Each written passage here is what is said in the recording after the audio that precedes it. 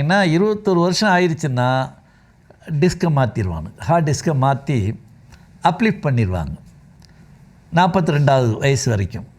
42 ஆனவொன்னு மறுபடியும் அப்லிஃப்ட் பண்ணுவான். அது எதுக்குன்னு கேட்டிங்கன்னா, நல்ல ஞானப்பாதைக்கு நீங்கள் டேர்ன் பண்ணுறதுக்காக 3வது 21 வருஷம்ன்றது அதுக்காக அப்லிஃப்ட் பண்ணுறது. முதல் 21 கர்மாப்படி நடக்கும்.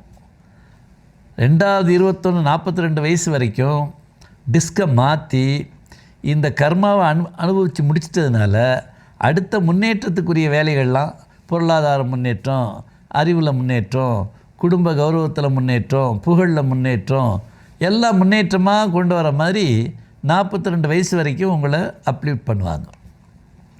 42 தாண்டின உடனே 3வது அப்லிஃப்ட் நடக்கும், டிஸ்கை மாற்றுவாங்க. இந்த டிஸ்க்கு எதுக்குன்னு கேட்டிங்கன்னா 63 வயசு வரைக்கும் இந்த டிஸ்க்கு வேலை செய்யும்.